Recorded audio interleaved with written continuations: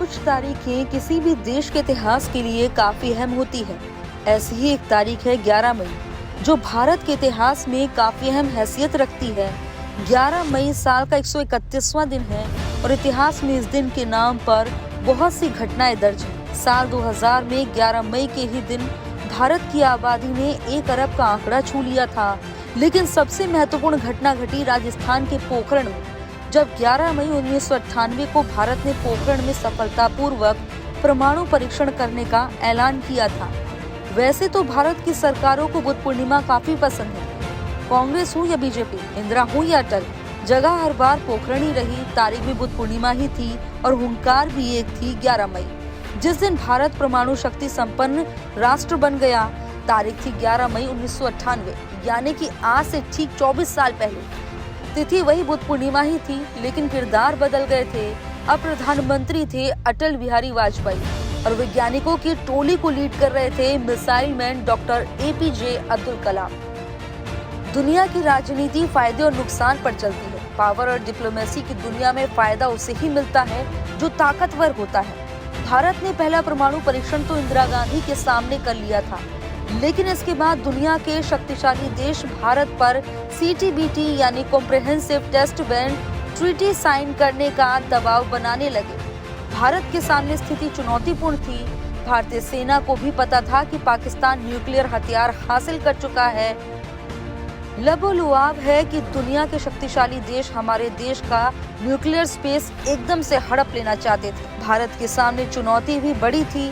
Mission को गुप्त रखना था। अत्याधुनिक अमेरिकी सैटेलाइट बाज की तरह आसमान में मंडरा रहे थे। इसी जियोपॉलिटिकल घटनाओं के बीच अटल बिहारी वाजपेयी 19 मार्च 1998 को भारत के प्रधानमंत्री बने, जिसके बाद 8 मार्च 1998 को डिपार्टमेंट ऑफ एटॉमिक एनर्जी को तलब किया और भारत के दूसरे परमाणु परीक्षण को हरी झंडी दे दी।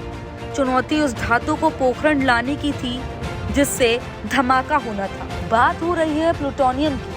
टेस्ट से 10 दिन पहले इंडियन आर्मी के 4 ट्रकों में प्लूटोनियम को पोखरण लाया गया। अब समय था टेस्टिंग होने का। इससे कुछ घंटे पहले पोखरण में तेज हवाएं चलने लगी। आखिरकार 3 बजे हवाएं थम गई। 45 मिनट और इंतजार किया गया। फिर दोपहर बाद 3:45 पर तीनों टेस्ट कर दिए गए। जब धूल हटी तो भारत 24 साल बाद एक बार फिर दुनिया को चकमा देकर परमाणु विस्फोट कर चुका था। 2 दिन बाद 13 मई को भारत ने इसी जगह पर 2 और टेस्ट सफलतापूर्वक किए। इस कामयाब ब्लास्ट की जानकारी मिलते ही दिल्ली में प्रधानमंत्री अटल बिहारी वाजपेयी ने दुनिया को इसकी जानकारी दी। India conducted 3 underground nuclear tests in the Pokhran range. These tests conducted today were with a fission device, a low yield device and a thermonuclear device. वहीं आज प्रधानमंत्री नरेंद्र मोदी ने भी पोखरण परमाणु परीक्षण की वर्षगांठ पर देश के वैज्ञानिकों और उनके प्रयासों की सराहना की। PM मोदी ने ट्वीट करते हुए लिखा कि राष्ट्रीय प्रौद्योगिकी दिवस पर आज हम अपने वैज्ञानिकों और उनके प्रयासों के प्रति आभार व्यक्त करते हैं।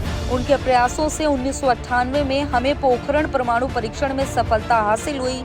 उन्होंने आगे कहा कि हम अटल जी के कुशल नेतृत्व को भी गर्व के साथ याद करते हैं, जिन्होंने उत्कृष्ट राजनीति साहस और राजनीतिक कौशल का परिचय दिया।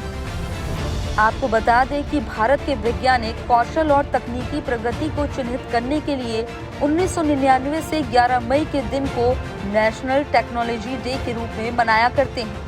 1998 में परमाणु संपन्न देश बनने के बाद भारत परमाणु संपन्न देशों में शामिल होने वाला 6ठा देश बन गया था। इन परीक्षणों से भारत ने पूरी दुनिया में अपनी ताकत का प्रदर्शन किया। IANS report.